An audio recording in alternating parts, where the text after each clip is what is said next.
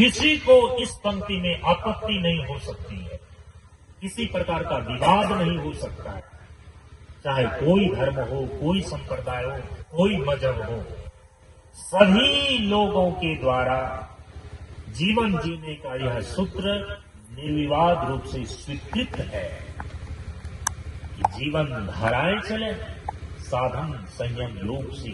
हम जीवन कैसे जिए,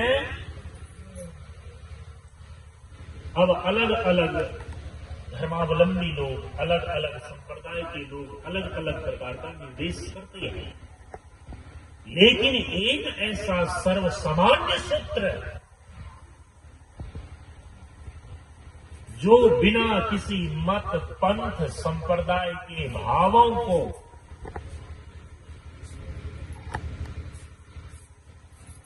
लिए बिना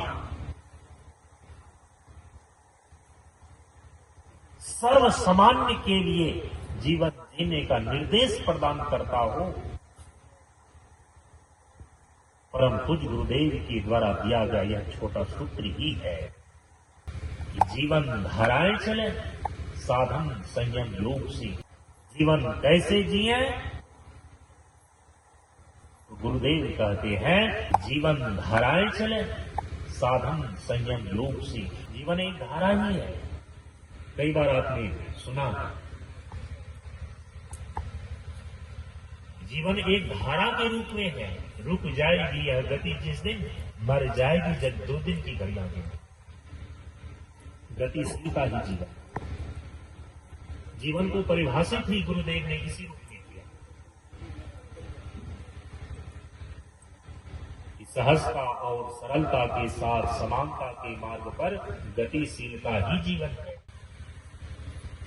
अमृत का अर्थ होता है और जो मृत, और माने नहीं, मृत माने मरना। जो आपको मरने नहीं देती है, आपको जीवित रखती है, उस जीवनी शक्ति को बोलते हैं अमृत की धारा। वो अमृत की धारा आपके शरीर के भीतर बहती है यदि आप प्रकृति के नियमों के अनुसार से जीवन जीते हैं। ईश्वर के द्वारा निश्चित किए गए विधान के अनुसार से जो जीवन जीता है, उनके जीवन में, उनके शरीर के अंदर अमृत की धारा बहती है।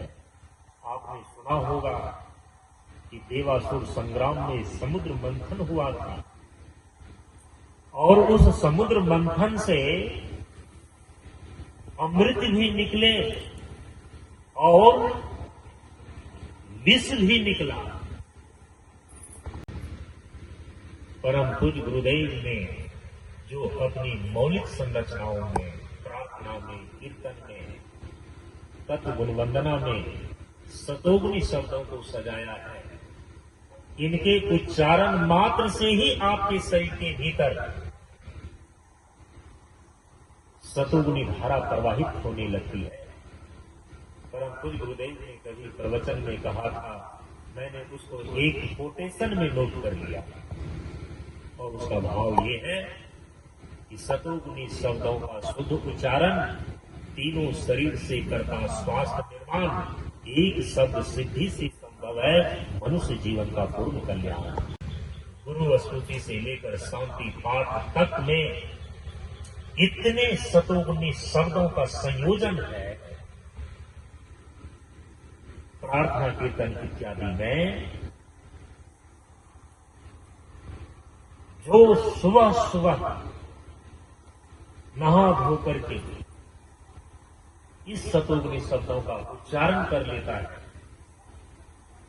उनके संपूर्ण शरीर के नस नाड़ियों में उसी प्रकार से सतोगुण की धारा, अमृत की धारा, जीवनी शक्ति प्रवाहित होने लगती है। जिस प्रकार से आप देखते हैं कि किसी तार और वायर के अंदर विद्युत की धारा प्रवाहित